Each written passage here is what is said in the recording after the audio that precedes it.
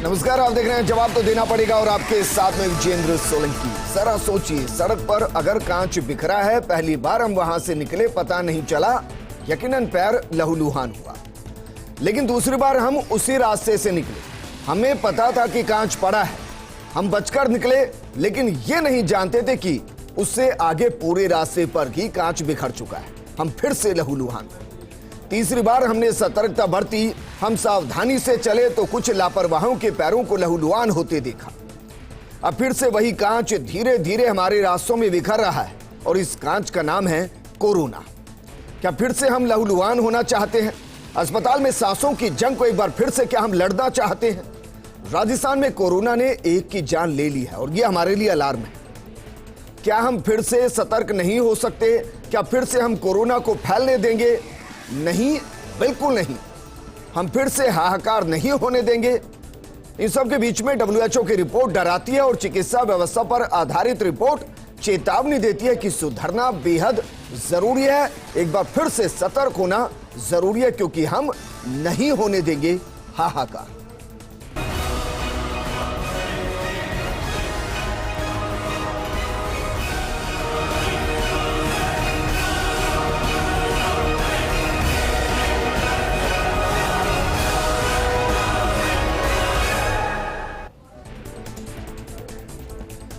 सबसे पहले आपको ग्राफिक्स के जरिए बताते हैं कि राजस्थान में कैसे कोरोना तेजी से फैल रहा है। राजस्थान में बढ़ते केस क्यों डरा रहे हैं? अगर बात करें 1 अप्रैल की, तो 27 नए पॉजिटिव केस सामने आए थे। 2 अप्रैल को 89 पॉजिटिव केस,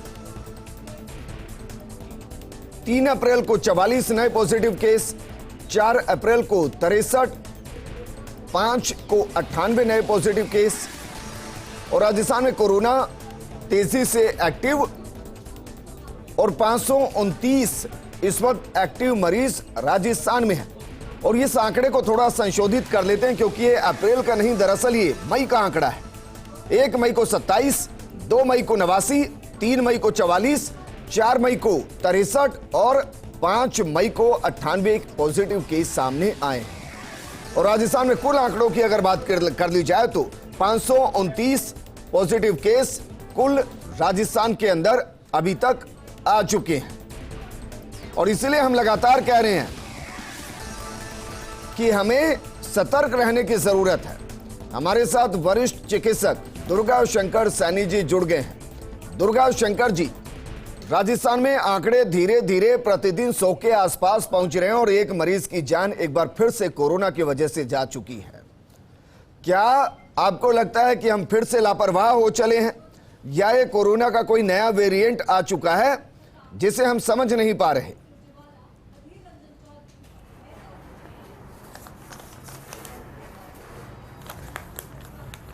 अभी जी सर सुन पा रहे हैं, बोलिए।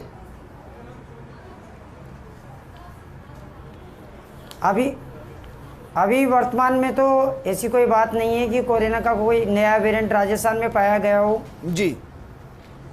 लेकिन ये बात जरूर है कि हम पिछली बार 3 लहरों में, 3 जो लहरें थी उनमें हमने बहुत धोखा खाया है। हम पूरी तरह तैयार हैं। राजस्थान सरकार, भारत सरकार सतर्क है। आम जनता को भी सतर्क रहना होगा जी। राजस्थान के आम जनता को भी सतर्क रहना होगा। वैक्सीन ही बचाव है। अतः जिन लोगों ने वैक्सीन अब तक नहीं लगाई है, वो वैक्सीन अपने गंतव्य स्थान पर जहाँ पर शेड्यूल्ड है वहाँ वैक्सीन लगवाए जी। और अब तो हम बच्चों को भी वैक्सीनेटेड कर रहे हैं। 12 से 15 साल के बच्चों की भी वैक्सीन हमने चालू कर दी है जी। इसलिए हमें डरने की जरूरत नहीं है, लेकिन सतर्कता जरूरी है, क्योंकि भारत सरकार, राजस्थान सरकार सतर्क है। यदि आम जन और हम भी सतर्क रहेंगे तो हम कोरोना से जंग को जरूर जीतेंगे। लेकिन सर, 2 आंकड़ों का जिक्र मैं करना चाहूंगा, क्योंकि 2 रिपोर्ट्स आई। एक चिकित्सा व्यवस्था को लेकर आई और उसने बताया कि बीते साल 2020 के अंदर जब कोरोना चरम पर था, उस दौरान 45% जाने चिकित्सा व्यवस्था के अभाव में गई। कुल मौतें 80 लाख के आसपास हुई थी, यानी कि 35 लाख के आसपास मौतें चिकित्सा अभाव में गई। दूसरी तरफ WHO की रिपोर्ट है सर, जो कह रही है कि कोरोना के दौर में 43 लाख के आसपास लोगों की जान कोरोना की वजह से हिंदुस्तान में गई, जबकि हिंदुस्तान कह रहा है कि आंकड़ा सिर्फ 4.3 लाख का है। आपको लग रहा है कि WHO की साख भी दांव पर है?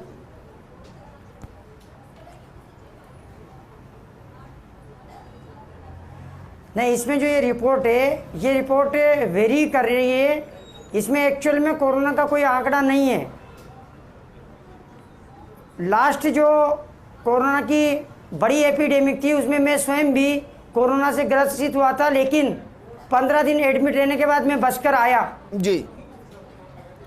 तो मुझे लगता है कि शायद ये जो आंकड़े हैं ये भ्रमित करने वाले हैं, लेकिन सर ये तो सरकारी आंकड़ा भी है ना, ये तो सरकारी आंकड़ा भी है बाकायदा। हम पूरी तरह 4.3 लाख लोगों की जान गई है, उसे थोड़ी ना इनकार किया जा सकता है। और दूसरी तरफ RGI की रिपोर्ट है 2020 को लेकर, वो कह रही है कि लगभग 45% लोगों की जान चिकित्सा व्यवस्था के अभाव में गई। मेरा सवाल यह कि हम इन चीजों से तो बहुत ऊपर उठ गए होंगे ना सर। आज की तारीख में हम ये तो कह सकते हैं कि किसी की भी जान चिकित्सा व्यवस्था के अभाव में नहीं जाएगी, उतने हम संपन्न हो चुके हैं।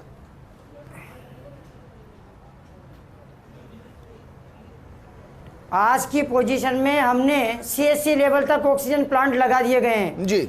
यदि कोरोना की कोई बड़ी एपिडेमिक भी आती है तो हम पूरी तरह प्रिपेयर हैं। जैसे मैं एक छोटी सी जगह कोटा की बात करूं तो जहां पर आज की तारीख में कम से कम 5000 बेड हमारे ऑक्सीजन के तैयार हैं जी। और छोटी से छोटी जगह CHC लेवल पर भी हमारे ऑक्सीजन प्लांट तैयार हैं। हम पूरी तरह तैयार हैं किसी भी परिस्थिति से निपटने के लिए। सर कोटा का आंकड़ा क्या है जरा बताइए, एक सप्ताह के अंदर कितने मामलों में वृद्धि हुई है कोटा के अंदर?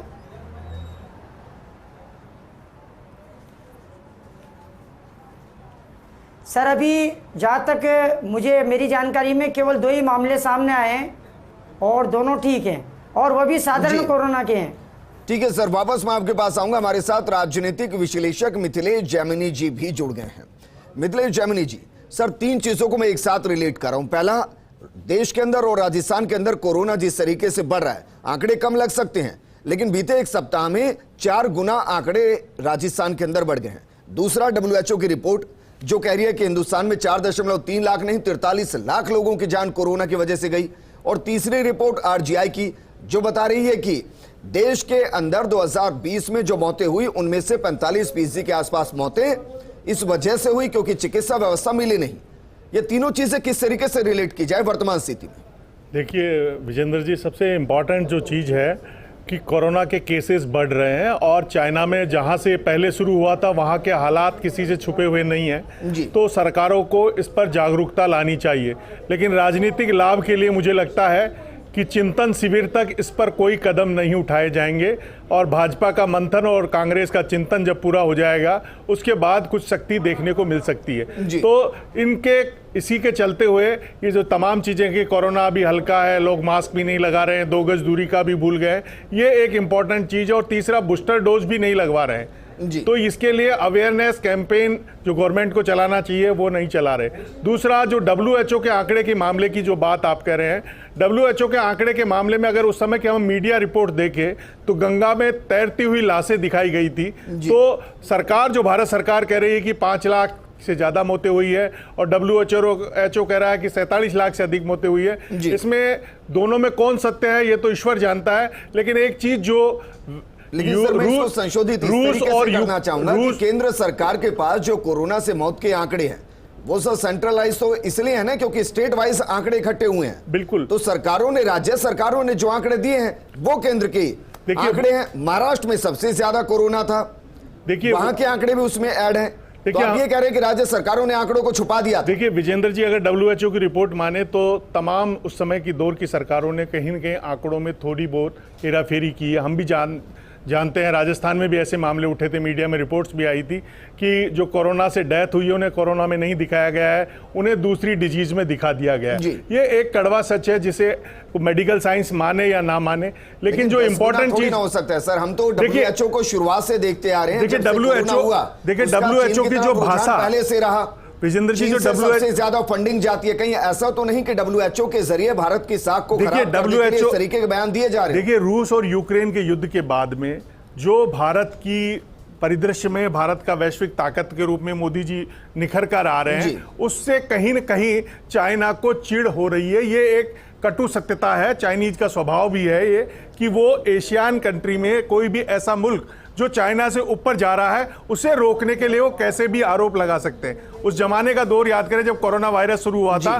जो ट्रंप ने कहा था कि चीनी वायरस है। तो तमाम चीजें हैं कि चाइना आज की तारीख में वर्ल्ड की सुपर पावर बनना चाहता है, WHO को सबसे ज्यादा फंडिंग कर रहा है। WHO पे उस समय भी उंगलियां उठी थी जब कोरोना हुआ था। तो ऐसे दौर में हम WHO की रिपोर्ट को सत्य माने, हमारे अपने घर वालों को घर का जोगी जोगना अन गांव का सिद्ध ऐसा नहीं सोचे, तो हो सकता है कि हमारे जो आंकड़े हैं वो बिल्कुल दुरुस्त हों, क्योंकि हमारे यहाँ पूरा उस समय सिस्टम था, सबका आधार कार्ड लिया गया था, अगर उसके मैसेज आता था, पूरा एक सिस्टम था, पूरा सेंट्रलाइज सिस्टम था। -1% 2% हो सकता है, थोड़ा बहुत हो सकता है, लेकिन बहुत बड़ा अंतर करके भारत की छवि को। वापस राजस्थान और देश की परिस्थिति पर लौटते हैं सर। जिस तरीके से दिल्ली में कोरोना बढ़ रहा है, अब राजस्थान में कोरोना बढ़ रहा है। राजस्थान में चौथे फेज में कोरोना से एक की जान जा चुकी है। आपको लगता है कि थोड़ी सख्ती होनी चाहिए? हालांकि ये भी सच है कि सरकार ने अभी तक मास्क अनिवार्य जो किया था और उसकी जो गाइडलाइन जारी की थी उसको कभी हटाया नहीं है। देखिए आज भी उस पर जुर्माना है। देखिए विजेंद्र जी, वो सत्य है, लेकिन सच्चे हिंदुस्तान के आदमी को जब तक आप कठोर दंड या डंडा नहीं दिखाओगे, वो उस कानून को मानने के लिए तैयार नहीं होता। यहाँ का एक मनोवैज्ञानिक सत्य है, इसी के चलते मास्क का प्रयोग नहीं कर रहे हैं, सरकार ने नहीं किया। दूसरा एक रीजन ये भी है कि अभी एग्जाम्स चल रहे हैं, CBSE के भी एग्जाम चल रहे हैं और तमाम तरीके की परीक्षाएं, यूनिवर्सिटी के भी एग्जाम्स चल रहे हैं, तमाम कॉम्पिटिटिव एग्जाम भी है। 2 साल के बाद में एग्जाम्स का माहौल बना है, तो कहीं न कहीं सरकार के दिमाग में एक लॉजिक ये भी है कि एक बार ये एग्जाम्स हो जाए, जो बच्चों का एजुकेशन सिस्टम पूरी तरह एक तरीके से मैं कह रहा हूँ पटरी से उतर गया, उसे वापस लाने का भी प्रयास है। और एक और जो बात इंपॉर्टेंट नज़र आ रही है कि सरकार को लगता है कि जो ही हम कोरोना की सख्ती करेंगे तो कहीं जो रेहड़ी पटरी वाले, जो दिहाड़ी मजदूर है, उनके पेट पर लात नहीं चल जाए। लेकिन मुझे लगता है सख्ती से ज्यादा जागरूकता की जरूरत है। देखिए इंपॉर्टेंट चीज ये है, को डोज लग चुकी है। अगर बच्चों को छोड़ दिया जाए तो डोज लग चुकी है, बूस्टर डोज के लिए आपको उन्हें जागरूक करना पड़ेगा। बिल्कुल, और साथ के साथ मास्क के लिए उनको अवेयर करना पड़ेगा। विजेंद्र जी, बूस्टर डोज में भी एक और टेक्निकल लोचा है कि सरकारी अस्पताल में भी फ्री नहीं है। अगर आप बूस्टर डोज को भी फ्री कर दें, क्योंकि राजस्थान या राजस्थान में मुख्यमंत्री अशोक गहलोत ने निरोगी राजस्थान अभियान के तहत तमाम उपचार फ्री कर दिए हैं, 10 लाख तक का चिरंजीवी योजना दे दी है। ऐसे में अगर उसे पता चलता है कि मुझे एक बूस्टर डोज लगाने के लिए 325 रुपए देने पड़ेंगे, तो उसका दिमाग ठनकता है, क्योंकि राजस्थानी लोग इसी मानसिकता के होते हैं कि उन्हें एक बार पता लग जाए कि ये चीज मुफ्त में मिल रही है, तो उसका पैसा देने में थोड़ा वो व्यापारिक बुद्धि से सोचता है, इसी के चलते वो बूस्टर डोज लगाने से बचता है। तो केंद्र सरकार और राज्य सरकार को चाहिए कि जैसे पहले दोनों डोज फ्री की, इस बूस्टर डोज को भी फ्री कर दे, क्योंकि उत्पादन खूब हो रहा है, भारत में ही बन रही है ये डोज। और ऐसे में टीकाकरण अभियान के तहत तो हो भी सकता है। और आप उपचार में अगर किसी के कोरोना हो गया तो लाखों रुपए खर्च होंगे, उससे बेटर है कि आप 325 रुपए का उसको सुरक्षा कवच पहना दीजिए। दुर्गा शंकर सैनी जी, अगर कोटा की बात की जाए तो कोटा के अंदर बच्चों को वैक्सीनेशन के लिए क्या विशेष प्रबंध किए गए हैं और अभी तक का आंकड़ा क्या कहता है? ऐसा लग रहा है कि बच्चों के वैक्सीनेशन को लेकर कोई गंभीर नहीं है।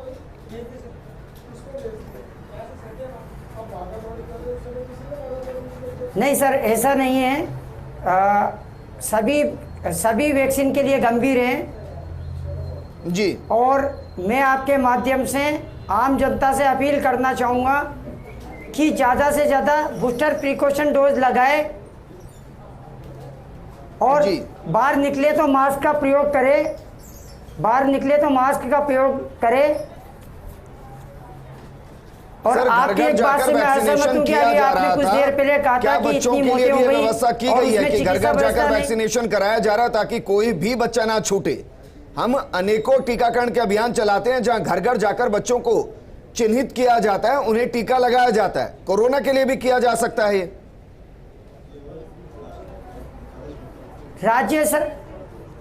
बिल्कुल सर, राज्य सरकार से जो आदेश मिलेगा उसकी अक्षरतः पालना कोटा में भी होगी। जी ठीक है मिथिलेश जामिनी जी, हालांकि मेरा प्रोग्राम उस पर नहीं है, लेकिन फिर भी जिस तरीके से CHA को कोविड काल में लगाया गया और अब बच्चों को वैक्सीनेशन देना था, कोरोना भी चल रहा है, आपको लग रहा है कि उनको थोड़ा सा एक्सटेंशन दे देते तो ये और गति पकड़ सकता था? देखिए ये एक आज उनको 33 दिन हो गए हैं इस धूप में यहाँ बैठे हुए हैं और वो महापंचायत की तैयारी कर रहे हैं और वो सब नर्सिंग कोर्स किए हुए लोग हैं और उन्होंने न केवल कोविड सहायक के रूप में काम किया बल्कि पूरा ऑपरेशन थिएटर तक में उन्होंने अपनी सेवाएं दी। और उस कोरोना काल में जब कोई पेशेंट को हाथ छूने को तैयार नहीं था, उस दौर में उन्होंने उनकी सेवा की। और जब आपको पता है कि चौथी लहर आने वाली है, कोई भी ज्योतिषी नहीं है कि चौथी लहर कितनी खतरनाक होगी या कितनी हल्की होगी, ये महज एक आकलन किया जा सकता है। ऐसे में जो CHA हैं उनकी सेवाएं जब 3-3 महीने आप बढ़ा रहे थे, जुलाई में खत्म हो गया, फिर बढ़ा लिया, फिर आपने काम करा लिया, उनको घर घर भेजा, जो तमाम चीजें की, तो हमारे यहाँ कहा जाता है कि जो बुरे वक्त का साथी होता है उसका दामन नहीं छोड़ा जाता।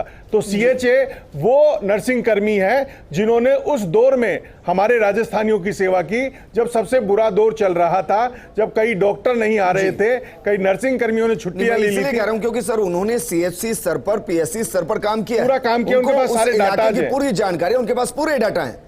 एक बार बच्चों के वैक्सीनेशन में भी फोकस कर लिया जाता, उनका इस्तेमाल कर लेते तो ये और तीव्र गति से चलता। अगर ये 28,000 लोगों को उतार देते तो राजस्थान में जितनी भी सरकारी स्कूलें हैं और प्राइवेट स्कूलें हैं वहां जाके कैंप लगा के आराम से कोविड का वैक्सीनेशन हो सकता था। थोड़ी सी सकारात्मक, और मैं मानता हूं कि मुख्यमंत्री अशोक गहलोत की मंशा भी थी, लेकिन कहीं ना कहीं जो ब्यूरोक्रेट्स हैं जिन्हें आम आदमी की समस्या सचिवालय के AC कमरे में बैठकर नहीं दिखती, उन्होंने आर्थिक भार दिखाकर इस चीज को, इनको सेवा से मुक्त कर दिया, क्योंकि आराम से ये जून जुलाई तक बढ़ाया जा सकता था, क्योंकि राजस्थान में वैसे भी नर्सिंग कर्मियों के पद रिक्त हैं।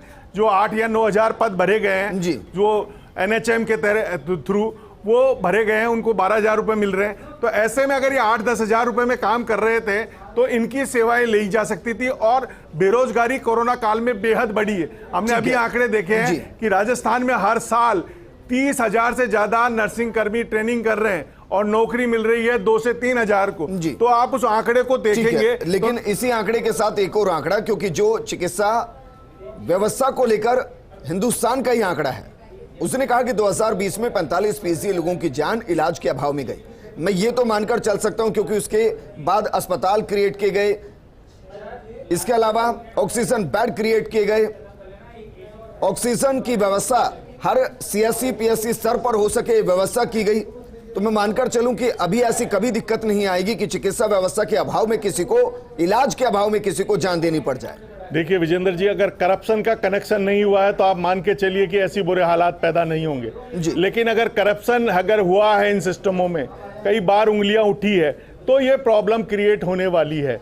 अब मैं कोरोना काल में भी जो तमाम चीज़ें हैं उसमें हमने देखा कि कोरोना काल में भीलवाड़ा मॉडल की चर्चा हुई, रामगंज मॉडल की चर्चा हुई। तो राजस्थान में कोरोना के प्रबंधन को खुद प्रधानमंत्री ने भी सराहा कि कोरोना काल में यहाँ बेहतर प्रबंधन हुआ, मुफ्त में इलाज हुआ, रेमडेसिविर इंजेक्शन फ्री लगे और RUHS में अच्छा इलाज हुआ। लेकिन अगर अब हालात बिगड़ते हैं और अब तमाम ऑक्सीजन प्लांट लग गए हैं, हर जगह डॉक्टरों के पद भी भर दिए गए हैं, नर्सिंग कर्मी भी भर दिए गए हैं, मुख्यमंत्री चिरंजीवी योजना में भी कोरोना को जोड़ दिया गया है, उसके बावजूद अगर सिस्टम फेल होता है तो ये मान लिया जाए कि जो चिकित्सा सबसे पवित्र पेशा है, जिसे धरती का भगवान कहा जाता है, उसमें भी कहीं न कहीं करप्शन का कनेक्शन हो गया है। अगर वो कनेक्शन हो गया, उस तरफ करें कि प्लांट वैसे ना बन जाए जैसी कुछ सड़कों की तस्वीरें आती है कि पहली बारिश में उधड़ जाए, यानी कि जैसे ही वेव क्रिएट हो आपको पता चले प्लांट काम ही नहीं करें। जी, तो क्योंकि इसके दुर्गाशंकर सैनी जी, सर प्लांट बने हैं, हालांकि अभी उनकी जरूरत नहीं। आप कोटा का आंकड़ा दे रहे हैं कि 5,000 ऑक्सीजन बेड तैयार हैं, अभी उनकी जरूरत नहीं है। लेकिन ये तो आश्वस्त आप कर सकते हैं कि अगर जरूरत पड़ी तो उन सड़कों की तरह नहीं उधड़ जाएंगे जिन पर पहली बारिश की बूंद पड़ती है और सड़क उधड़ जाती है। सर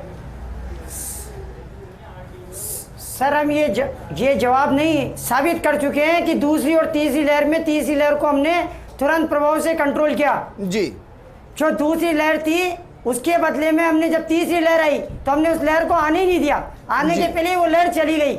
ये राजस्थान के चिकित्सक और चिकित्सा विभाग की मेहनत था कि हमने राजस्थान में कोरोना को फैलने नहीं दिया। सर उसको तो पूरा राजस्थान सलाम करता है, हम सफल रहे, जनता का हमें पूरा सहयोग मिला। अब हम पुनः जनता से बारिश में की गई है। लेकिन जो क्या आपको लग रहा है कि जो अभी आ रहा है आंकड़ा जो आ रहा है वो चौथी वेव की तरफ इशारा कर रहा है, या आपको लगता है कि महज एक रिफ्लेक्शन है, हर साल आएगा, इससे डरने की जरूरत नहीं है?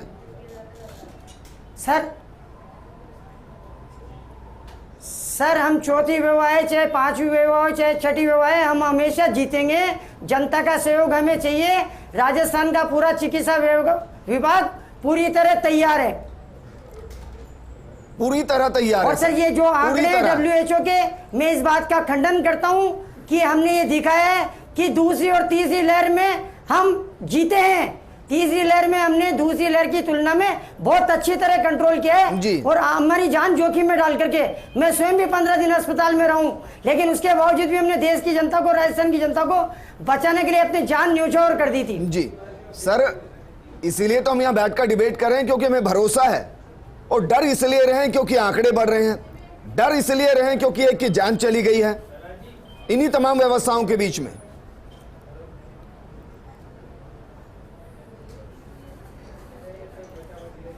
दुर्गा शंकर जी, सर हमें तो पूरा भरोसा है चिकित्सा व्यवस्था पर, लेकिन डर इसलिए लग रहा है क्योंकि आंकड़े बढ़ रहे हैं। डर हम इसलिए रहे हैं क्योंकि एक की जान जा चुकी है।